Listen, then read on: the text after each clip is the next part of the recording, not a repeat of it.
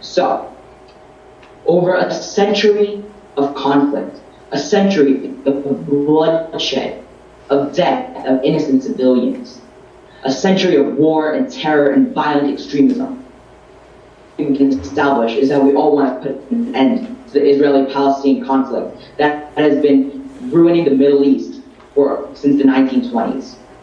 But the question is, how do we do this?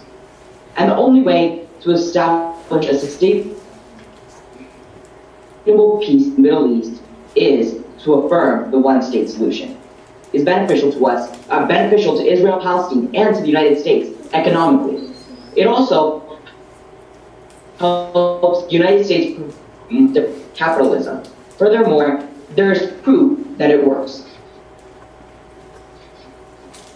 According to political scientist Ali Abu Mani, Israel can cut down on it dramatically. That's far greater than several Western European nations. Its military spending, which is 7% of its GDP, is far greater. According to Ali Abu Mani, this amount can be cut down, allowing Israel to focus its funds on social and esteemed economic benefit. International sanctions from the United States and other countries on Palestine will be lifted, allowing more free trade. Furthermore, the experienced technological community of Israel can work with the Palestinians to expand to the growing entire Arab market, which will be beneficial to them. Finally, according to Stanford business professor Yarden Kaufman, the business opportunities for both. First of all, if you get peace, the tourism sector in both Israel and Palestine, countries that contain great amounts of religious sites, will boom, creating great revenue for the countries. And Palestine, which is currently struggling economically with almost a 25% unemployment rate, will have a lot of new job opportunities when their job market is integrated with that of Israel. Next, we look at how this all allows us to spread values of the United States. Certain areas in Palestine, such as the Gaza Strip, controlled by Hamas, are almost oppressed and have dictatorships and government policies that are strictly against the beliefs of the United States. Allowing Israel and the government policies of Israel and Palestine to merge will allow us to spread the democratic views of Israel. Also, as Senator Pandala said, Israel has far greater economic achievement than Palestine. So what this allows us to do, it allows Israel to spread its development and allow Israel to Palestine increasing. We can look at how this has worked before. The misconception that the two people cannot live together is formed of the assumption that all of Israel is Jewish, and also the assumption that the Israeli government torments its Palestinian citizens. However, this is not true. 20% of Israel are Arabic, and the government which is 1 out of every 5 Israelis, and the government has found ways to integrate these people into their society. Up to 10% of Israel's government is Arabic. And in 2007, for the first time, a Palestinian government official was elected into the position of a minister. According to New York Times reporter Michael Tarazi... Time, Senator. Time. It's 3:47. I gave you 30 seconds extra time. Oh, okay. So I strongly urge you to affirm this bill. Thank you.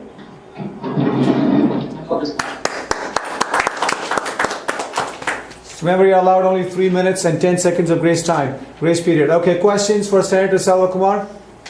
Senator Pendiala? So, Senator, do you say that the chance for economic prosperity is worth risking the lives of millions of Palestinians and Israelis? This isn't risking the lives of millions of Palestinians and Israelis. By integrating a one-state solution, what you are doing is you're promoting peace, which is that because currently there is a state solution, and all that is causing is conflict over land. So that is actually what the state solution. You bring about an effective compromise that will save lives. So, does anyone else have a question other than Senator Pendiala? Senator Pendiala, question again? Recently, Israel has launched several new attacks on Palestinian people, deliberately killing many people in Arabic, like children, women, civilians, and all that. So, and Israel is famous for its discrimination against its Arabic population.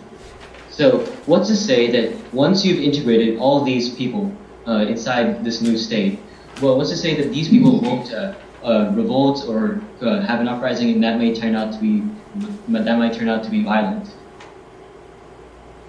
Okay, so what we have here is the conflict has been over land. That's why Israel launches an attack. And the chance of people are retaliating for revenge, while it does exist, it's a mutual conflict, which means they've been attacking each other continuously, both of them. It's conflict from both sides. So I think what we're doing is we're promoting compromise so that those things can be put behind them and they can look forward to a united future where they can both thrive and achieve prosperity. Senator, do you think the individual political interests of both politicians from both sides, Israelis and Palestinians, would make it impossible to implement the one-state solution? Actually, yes, because according to a former legal advisor for the PLO, policy states that over time within the states and within the people, the one action as people become established. Harshini, question? Senator, considering the Arab Muslims completely outnumbered the Jews of Israel, what's to say that once merged together, one group will not take over the other? Okay, so as of now, actually, according to my research from the Huffington Post, if the one-state solution was implemented, it would be 55 million Jews to 45 million Arabs. However, because of a higher birth rate among Arabs, what will happen is by 2045, Arabs will outnumber Jews, and that'll be even within. However, creating a one-state solution and implementing peace is supposed to create migration of Jews into Israel, which will help Israel and maintain a strong political base and representation. So isn't that reason enough, Senator, not to do it? Because if the Arabs outpace in the birth rate, then another 100 years, then the Israelis will be pushed out of Israel? No, because by 2045, they'll be outnumbered. Jews will be outnumbered in Israel's current borders alone. What you're doing is by encouraging migration, you're allowing a stronger base for the Jews. All right, thank you. Thanks.